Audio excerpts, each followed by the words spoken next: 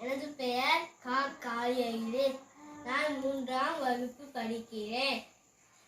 எனது பள்ளி பெயர் மகரிஷி வித்யா மந்திர், கோவில் பாப்பாக்குடி, மதுரை. திருக்குறள்: உடுக்கை இழந்தவன் கைப்போலே, ஆங்கே இடுக்கண் களைவதான் நட்பு.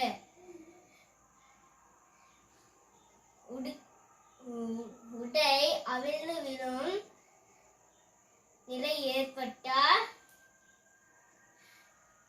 கை எப்படி தானாக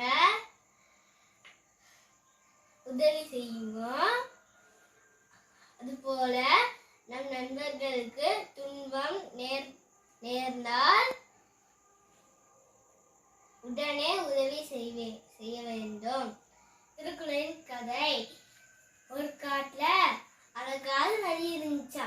அந்த நதி எப்பவுமே வத்தாதாம். அந்த நதி எப்பவுமே வத்தாதனால அந்த காடு எப்பவுமே பசுமையா இருக்குமா. அந்த காட்டுல 4 நண்பர்கள் இருந்தாங்களாம். மான், ஆமை, காக்கா, எலி 4 பேரும் நண்பர்களாம். எல்லா நாளுமே ஒரு குறிப்பிட்ட இடத்துல சேர்ந்து விளையாடுவாங்களாம், சிரிப்பாங்களாம், மகிழ்ச்சியா இருப்பாங்களாம். ஒரு நாள் அந்த மான் மட்டும் வரலையாம். அந்த காக்கா, ஆமை, எலி 3மே வந்துச்சா. 3 வந்ததுக்கப்புறம் 3மே யோசிச்சுக்கிட்டே இருந்துச்சான்.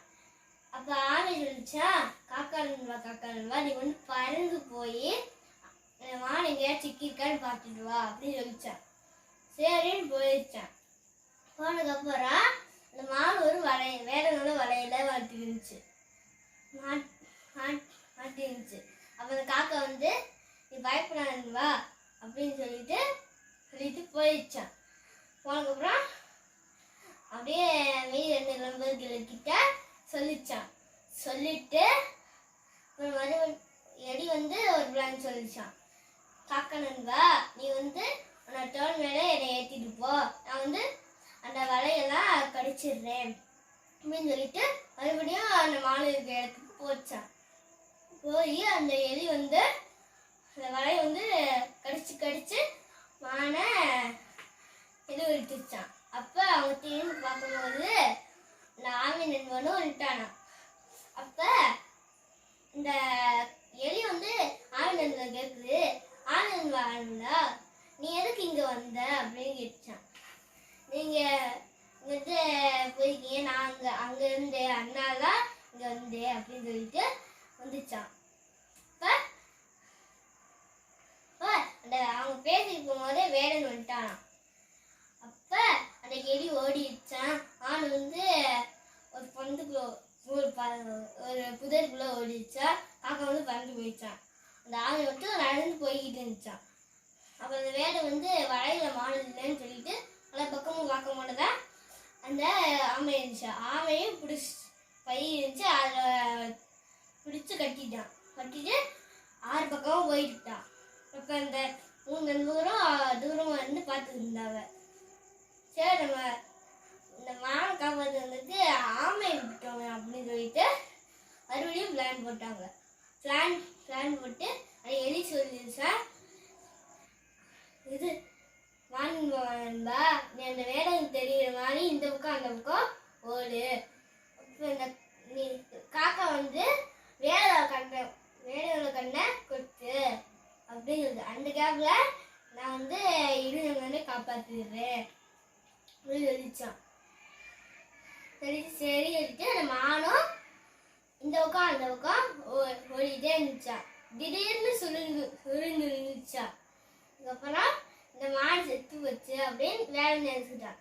அப்புறம் கொஞ்சம் காக்கா வந்து வேலை கண்ணை கொத்துற மாதிரி பண்ணிச்சான். அப்ப அந்த எலியும் அந்த இதை கடிச்சிச்சான். அந்த மான் வந்து அந்த பக்கம் ஓடிச்சு.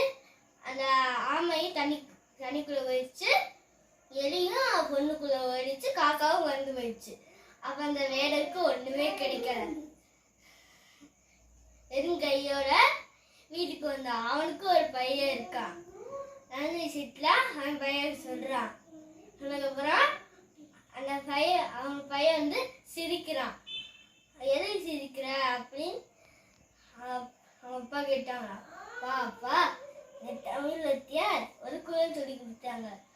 இடுக்கை இழந்தவன் கை போலே ஆங்கே இடுக்கன் களைவதான் நட்பு அப்படின்னு சொல்லி கொடுத்தாங்க.